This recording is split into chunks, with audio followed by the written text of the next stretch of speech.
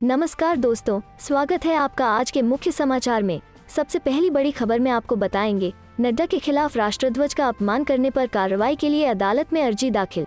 इसी के साथ दूसरी बड़ी खबर में जिक्र होगा कि पूरी कैबिनेट बदलने पर विवाद, रूपानी के घर पहुंचे नाराज एमएलए, शाम तक टला शपथ ग्रहण। तीसरी बड़ी खबर में आपको बताएंगे कि यूपी चुनाव, यह नई सपा है, यहाँ एम का मतलब महिला और वाई का मतलब युवा है। एम वाई समीकरण पर बोले अखिलेश। दोस्तों, हर एक खबर की गहराई में आपको ले जाएंगे, लेकिन उससे पहले अगर आपको भी ऐसा लगता है कि भाजपा की उल्टी गिनती शुरू हो चुकी है, तो आप अभी इस वीडियो को लाइक कीजिए और इस लाल बटन को दबाकर चैनल को सब्सक्राइब करके घंटी बजाइए और कमेंट में लिखिए जय हिंद। नड्डा के खिलाफ राष्ट्रध्वज का अपमान करने पर कार्रवाई के लिए अदालत में अर्जी दाखिल।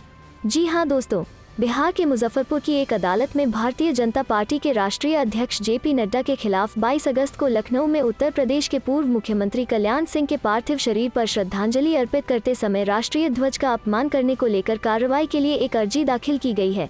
मुजफ्फरपुर के चंद्रकिशोर पाराशर ने अंतिम संस्कार से पहले कल्याण सिंह के पार्थिव शरीर पर तिरंगे के ऊपर भाजपा का झंडा रखकर राष्ट्रध्वज का जानबूझकर अपमान करने का आरोप लगाते हुए जिला मुख्य न्यायिक दंडाधिकारी की अदालत में अर्जी दाखिल की है। पाराशर ने अपनी अर्जी में नड्डा पर तिरंगे का अपमान करने व उसे नीचा दिखाने का आरोप लगाते हुए उनके खिलाफ भारतीय दंड संहिता की धारा 153 बी के तहत कार्रवाई किए जाने का आग्रह किया है। उन्होंने नड्डा पर तिरंगा के ऊपर अपनी पार्टी भाजपा के कमल निशान वाला झंडा डालकर राष्ट्रीय ध्वज की महत्ता को करने और तिरंगा पर कमल को स्थापित करने का आरोप लगाते हुए कहा कि इससे देश में एकता और अखंडता का खतरा उत्पन्न हो सकता है। चलते हैं अगली खबर की तरफ। यूपी चुनाव, यह नई सपा है, यहाँ एम का मतलब महिला और वाई का मतलब युवा है। एम वाई समीकरण पर बोले अखिलेश। जी हाँ दोस्तों, सपा के राष्ट्रीय अध्यक्ष एवं पूर्व मुख्यमंत्री अखिलेश यादव ने कहा कि उत्तर प्रदेश के नवनिर्माण, किसानों के हित और रोजगार के मुद्दे पर चुनाव लड़ेंगे। भाजपा के शासन से आजिज आई जनता इस बार सपा की ओर देख रही है। वो एक न्यूज चैनल के कार्यक्रम में बोल रहे थे।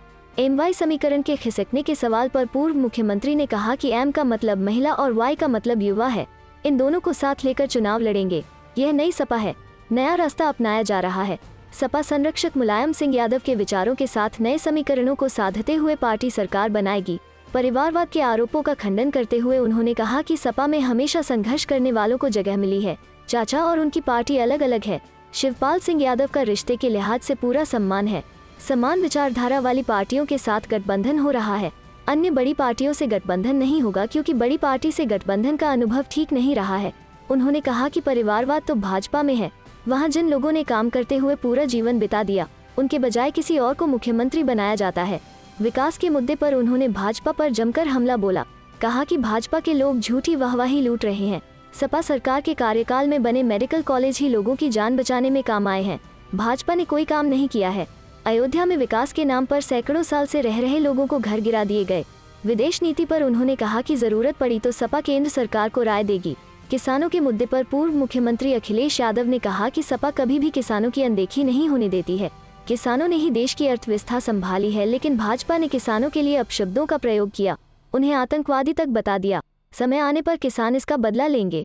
चलते हैं अगली खबर की तरफ। तेजस्वी का तीखा तंज, नीतीश कुमार कोई नेता नहीं, अब वो बन गए हैं अधिकारी, मुझे सीएम बनने की जल्दी नहीं।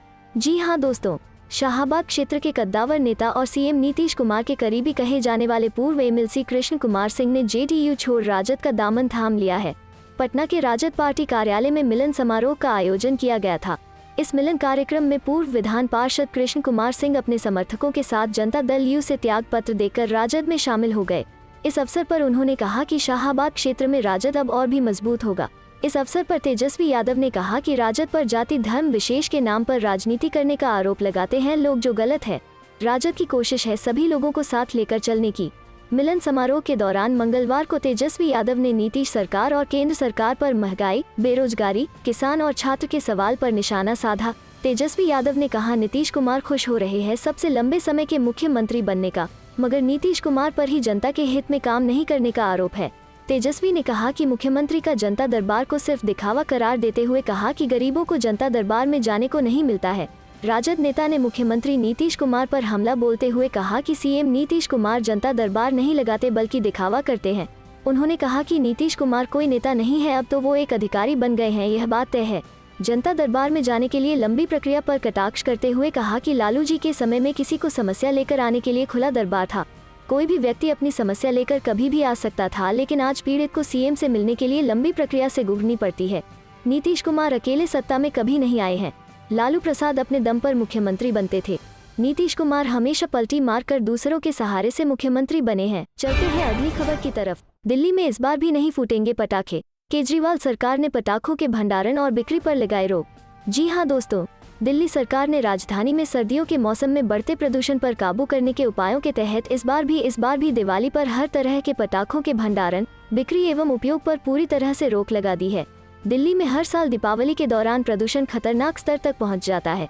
मुख्यमंत्री अरविंद केजरीवाल बुधवार को ट्वीट कर बताया कि पिछले 3 साल से दिवाली के समय दिल्ली के प्रदूषण की खतरनाक स्थिति को देखते हुए पिछले साल की तरह इस बार भी हर प्रकार के पटाखों के भंडारण, बिक्री एवं उपयोग पर पूर्ण प्रतिबंध लगाया जा रहा है, जिससे लोगों की जिंदगी बचाई जा सके।